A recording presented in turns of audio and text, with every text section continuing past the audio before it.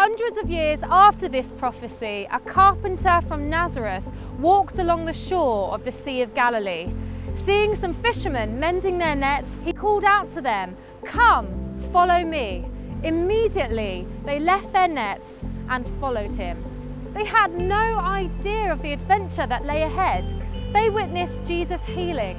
The blind could see, the lame could run, even the dead were raised back to life. They experienced Jesus' radical love. He touched lepers, ate with sinners, and invited former prostitutes onto his team. They saw storms instantly cease, heard evil spirits shriek. They witnessed a massive crowd fed from one boy's lunchbox. And finally, rigged trials, horrendous torture, and brutal crucifixion. They saw the sun stop shining as God's Son stopped breathing. But then, to their amazement, he was back, risen from the dead, the Lord of life. Now, this same Jesus calls to us by his Spirit and says, "Come, follow me." Now we're invited into the greatest adventure of all. On our journey through the storyline of the Bible, we have reached the New Testament.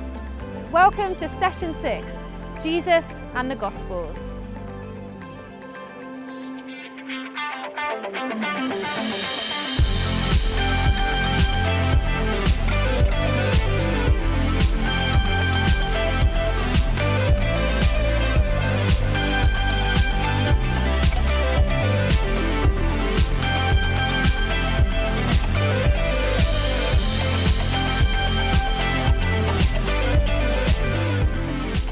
So today, we reach Jesus and the New Testament. And in part one of this session, we will introduce the four Gospels, Matthew, Mark, Luke, and John. And then in part two, provide a tour of Jesus' extraordinary life. Now, the word Gospel comes from a two-part English word, Godspell, or God's story. So the four Gospels record the moment when God entered his own story and walked onto the stage of human history. Now, the fact that there are four Gospels shows just how crucial Jesus is to the whole Bible. Now, there are plenty of other historical sources outside the Bible that prove that Jesus really existed. But the four Gospels at the start of the New Testament give the most detailed accounts of his life. However, unlike most biographies, the Gospels only briefly mention Jesus' first 30 years. Instead, they focus on his final 3 years. And they go into slow motion for his final week, as if to say, this is not a typical end. His death is the climax of his life. So their clear intention was not just to record a great life from the past, but to call us to put our faith in Jesus now. John's Gospel concludes with this statement of intent.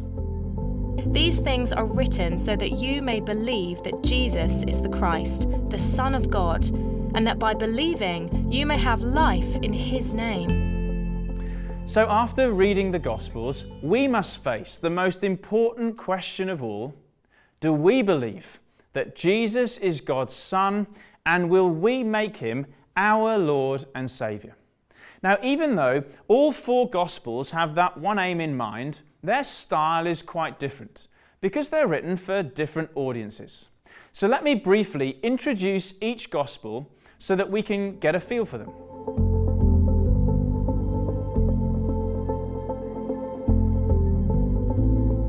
Firstly then, Matthew was a Gospel written for the Jews. Matthew himself was a Jewish tax collector. Now, the tax office today is not popular, but in those days, in the first century, they were really hated because they served the Roman occupying forces. But Jesus invited Matthew to be one of his closest followers, so he got to witness the events of Jesus' life firsthand. As a Jew, Matthew shows then how Jesus fulfilled the Old Testament. He quotes it over 100 times to show that Jesus really is the long-awaited Messiah. And Matthew's Gospel deliberately draws our attention to similarities between Israel's story and Jesus. Do you remember all those global promises that God made to Abraham back in Genesis 12? Well, Matthew starts his gospel tracing Jesus' family tree all the way back to Abraham.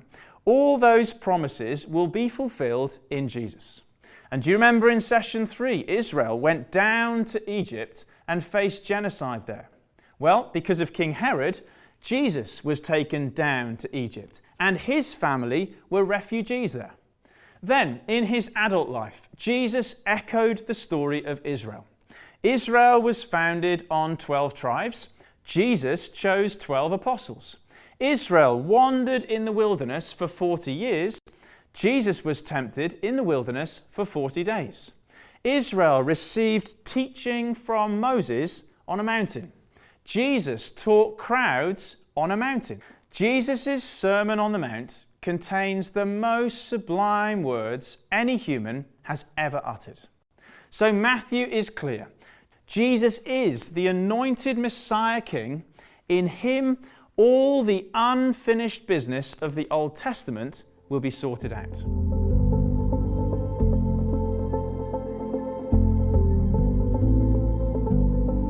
Now, Mark is a gospel for the Romans. John Mark was a friend and interpreter for one of Jesus' closest followers, the Apostle Peter. John was a common Jewish name, but Mark was a Roman name. So John Mark connects the Jewish Jesus with the Roman Empire. And his gospel is fast-paced and action-packed, the shortest of them all. It opens with a really bold claim. The beginning of the gospel of Jesus Christ, the Son of God. This was controversial, as Son of God was a title the Roman emperor claimed for himself. But by the end of the gospel, as Jesus dies on a Roman cross, a Roman centurion who oversaw the execution echoed the opening line. Surely this man was the Son of God. And by the end of Mark's gospel then, a Roman centurion was converted. By the end of the 4th century, the Roman emperor was converted. Jesus truly is the Son of God.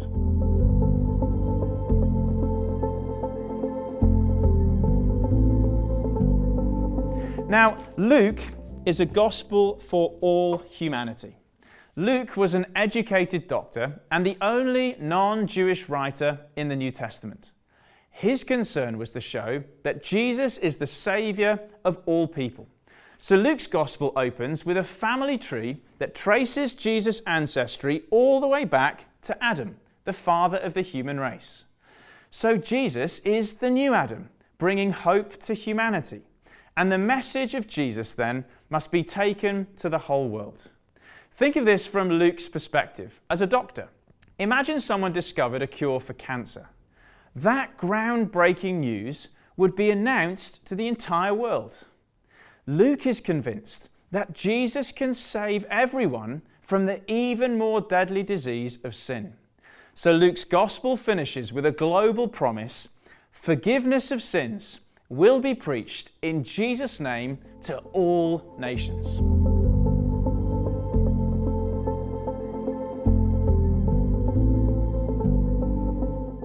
And then there's John's gospel. Now this one is a bit different. It opens with a theological statement. In the beginning was the Word, and the Word was with God, and the Word was God. He was with God in the beginning. By starting with "in the beginning," John deliberately echoed the first line of the Bible, indicating that through Jesus, the whole cosmos is getting a new start.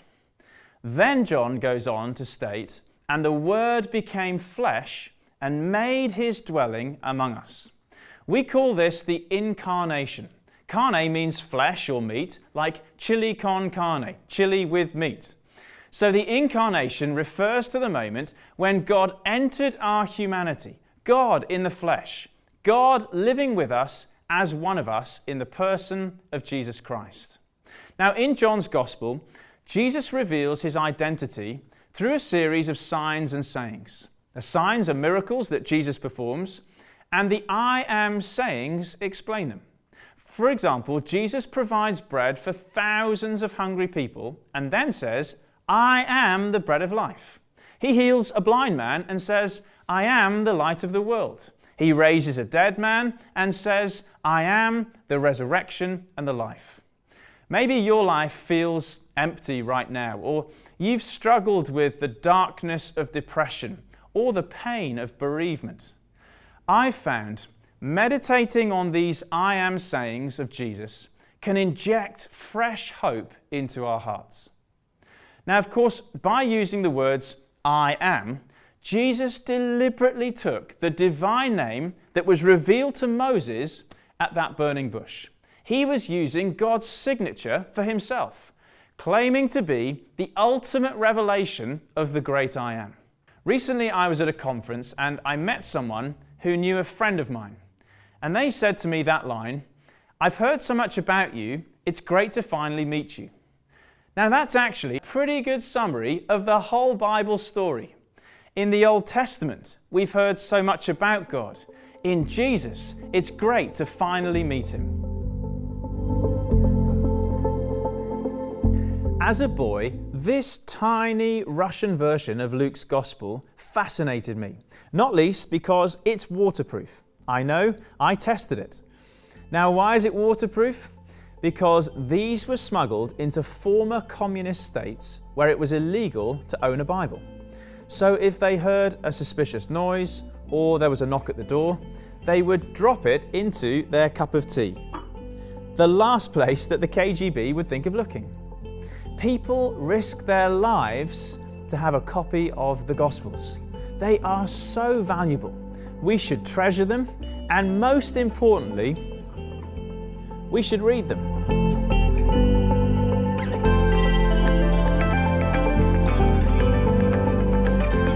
Now, before we go any further, you may still be wondering, but are these Gospels reliable?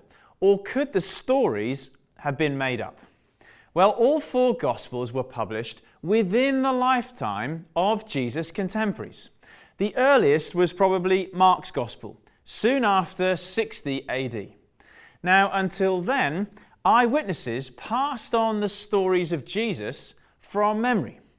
Now, in the days before digital memory, they had superb mental recall that preserved all the details. But as the first generation of eyewitnesses began to die out, the Gospels were written to capture their authentic record. And recent scholarship has demonstrated that the Gospels contain so much local information, they must have come from eyewitnesses who were really present. But someone might interrupt, okay, but what about the differences between the Gospel accounts? Don't they contradict each other? For example, in Mark's Gospel, Jesus healed the blind man Bartimaeus. But in Matthew's Gospel, Jesus healed two blind men in seemingly the same incident. Now, isn't that a contradiction? Well, a while ago, my wife and I witnessed a burglary. We were in our flat, which overlooked a school playground, and one Saturday morning, I saw two men carrying computers across the playground to a van. So I called the police, and then I called Charlotte, who watched from another room. So we both witnessed the same events, but from different perspectives. The police arrived, the burglars ran for it, and one of them was caught. Then the police took our witness statements separately before we had a cup of tea together. At which point I said, "It's a shame that only one of the burglars was caught." To which Charlotte replied, "No, two burglars were caught." Now it turned out that my wife was right again. From her window, she'd seen that there were in fact 3 burglars.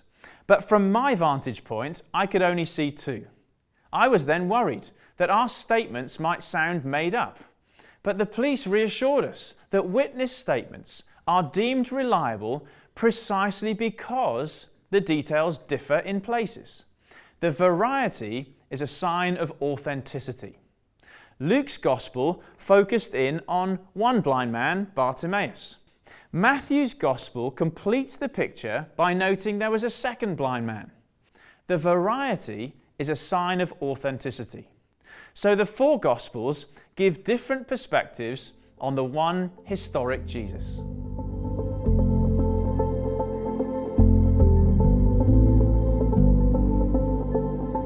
So summing it all up, how should we read the Gospels? Well, firstly, get the big picture. There's an old Chinese proverb, the best way to see a field of flowers is on horseback. In other words, experience the full impact of the colour at speed. One of the best ways to encounter Jesus is to experience the whole of his life in one sitting.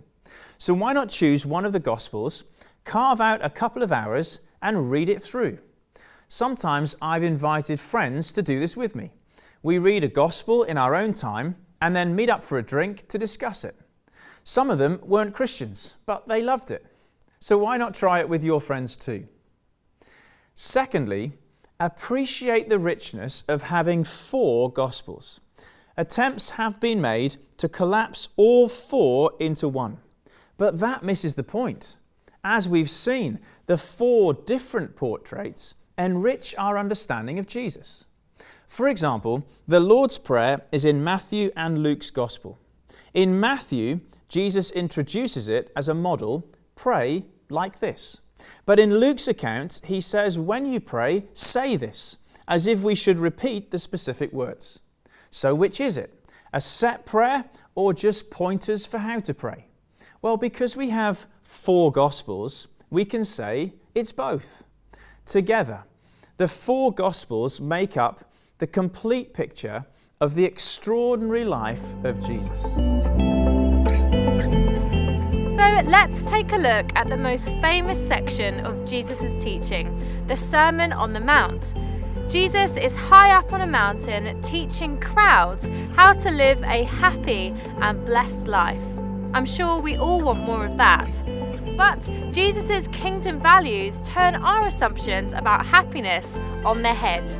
Jesus gave some pithy sayings called Beatitudes. That's Latin for happiness. These sayings feature in Matthew and Luke's Gospels, but with some subtle differences that enrich our understanding of what it means to live the happy life.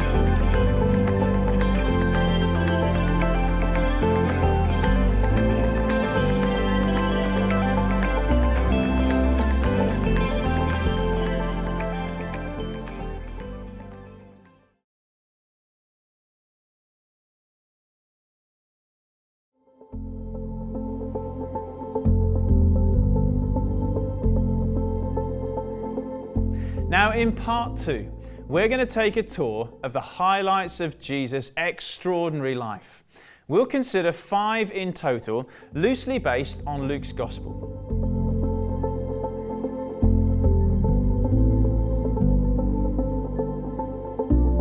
Now, as you may have noticed in our daily readings this week, Luke begins his account with a flurry of angelic activity. All of heaven seems to know that something major is happening on earth. Then a teenage girl is told that she's going to get pregnant as a virgin. The child will be her son, a proper Jewish boy, and yet eternally, this is God's son, truly divine. Now, because of a Roman census, Jesus was born in Bethlehem. This tiny village was, of course, the birthplace of both Ruth and David, and was always where the Messiah was to come from. This was foretold in a prophecy by Micah hundreds of years before. But you, O Bethlehem, from you shall come forth for me one who is to be ruler in Israel, who is from of old, from ancient days. Jesus' childhood was then spent in the town of Nazareth in the northern region of Galilee. He grew up in a family with siblings, probably at least 6. He would have had to learn to read the Jewish scriptures and gone on pilgrimage to Jerusalem for festivals.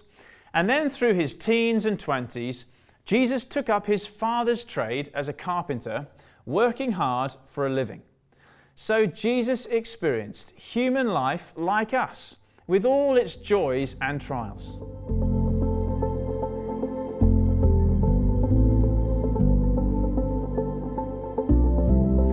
Then around the age of 30, Jesus' divine identity and calling were confirmed as his public ministry began. Surprisingly, Jesus himself was baptized by a wild-looking prophet nicknamed John the Baptist, who lived out in the wilderness, a sort of cross between a monk and Bear Grylls. And as Jesus came up out of the water, having been baptized, an amazing thing happened.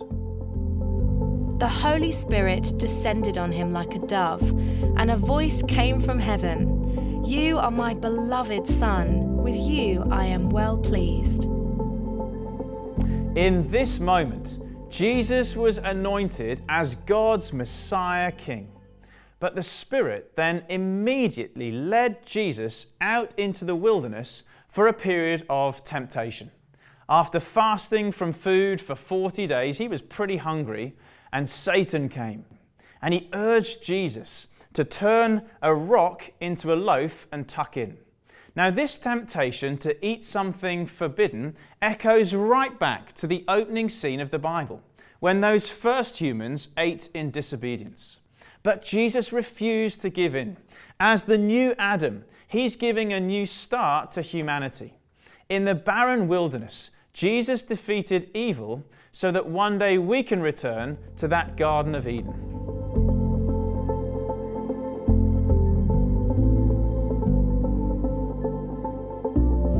Now, after the wilderness victory, Jesus' public ministry began with a bang. And Jesus came into Galilee and proclaimed, "The time is fulfilled, and the kingdom of God is at hand. Repent and believe in the good news."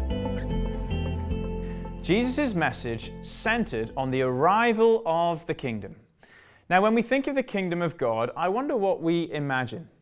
Well, think less about a sort of geographical region and more of a spiritual realm, a realm where God is king. The kingdom is what things are like when God is in charge and everything's under his blessing. That's why the kingdom arriving is such good news. And Jesus didn't just talk about it, he demonstrated it. His miracles put things back the way God always intended them to be. He healed the sick, he raised the dead, he cast out evil and provided for the poor. This is the King, giving us a glimpse of how this world was meant to be and one day how it will be. No more sickness, no injustice, no more death.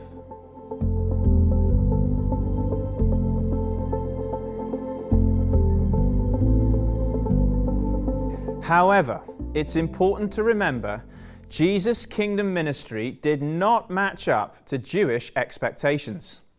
The Jews were expecting that this present age would abruptly end on the day of the Lord, and that would begin the future age instantly. But Jesus' kingdom teaching revealed a different timetable with two stages. The kingdom was commenced by Jesus' first coming, but the kingdom will only be completed at his second coming. So we live between the times.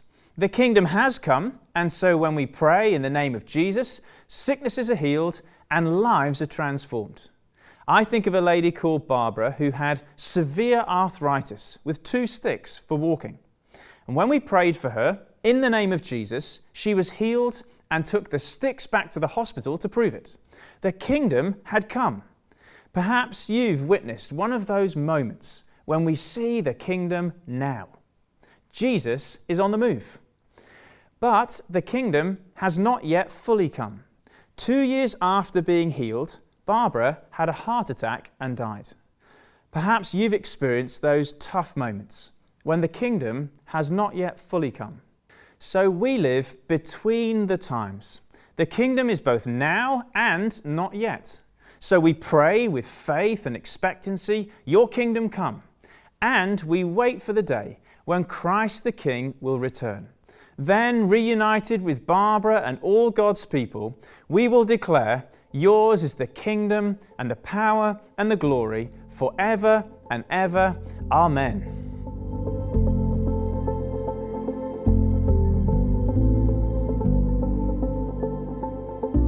I used to play rugby at school, And in one match we played against a very good player whose first name was Johnny. And I remember talking to him after the match and saying, "You know, you're really good. I think you'll go far." Now, as Johnny Wilkinson kicked the winning drop goal in the Rugby World Cup final, I realised I'd had no idea who I'd been talking to. Now, Jesus' disciples must have felt something similar.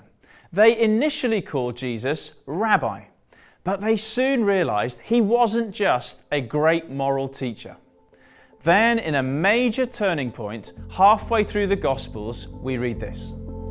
Jesus said to his disciples, "But who do you say that I am?" Simon Peter replied, "You are the Christ, the Son of the living God." This was a great confession of Jesus' divine status. But he then troubled his disciples by teaching that as the Messiah, he must suffer and even die. So here is the paradox of Jesus. He is the king, but not as we would expect. Not born in a palace, but in poverty. Not ruling by the sword, but by God's word. Not oppressing his enemies, but dying for them. His crown was made of thorns. Now, having shocked his disciples, Jesus then led 3 of them up a high mountain, and there he was lit up by the glory of God. This is known as the Mount of Transfiguration, and glory shone from the very being of Jesus, causing his clothing to shine like the sun. And a cloud descended on them. Now, in the Bible, this kind of cloud was not bad weather. It's the glory cloud, symbolizing God's presence. And look who showed up to meet with Jesus high up on this mountain. And behold, 2 men were talking with him, Moses and Elijah. They spoke of his exodus, which Jesus was about to accomplish in Jerusalem. Moses, of course, represented the law, and Elijah the prophets. Together, the whole of the Old Testament. So here, Old Testament meets New Testament. Moses and Elijah pass on the baton to Jesus that he might bring it all to fulfillment. And did you notice what they talked about? His exodus. What is about to happen to Jesus will bring a new exodus of salvation. Only this time, not just for Israel, but for the whole world. So when Jesus came down from the mountain, he had tunnel vision. He set his face to go to Jerusalem. In the Gospels, this is a crucial turning point. From now on, all roads lead to Jerusalem.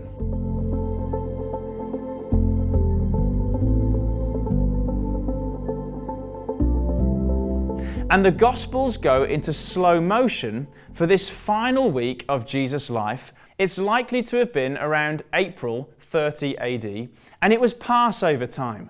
Crowds surged into the streets, swelling the population. The atmosphere would have been charged with excitement because Passover celebrated the old Exodus and longed for a new one that would bring deliverance from the Romans.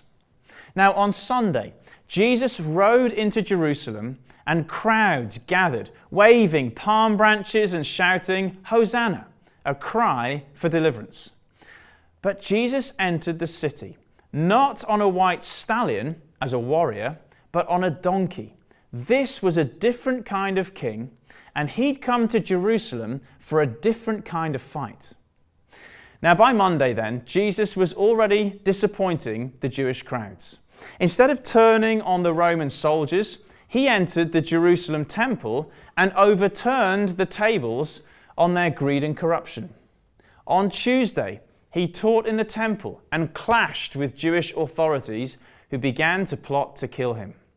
And so on Thursday, it was the night of Passover. Jesus made secret preparations to celebrate this meal with his friends.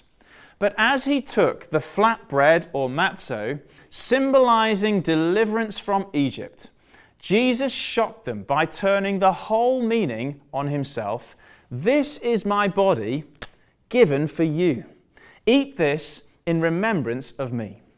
And then after they'd eaten, he took the cup and he said, "This is my blood, bringing forgiveness and a new covenant with God. Finally then, on Thursday night, after celebrating the Passover meal, Jesus was falsely accused, tried, and condemned to death.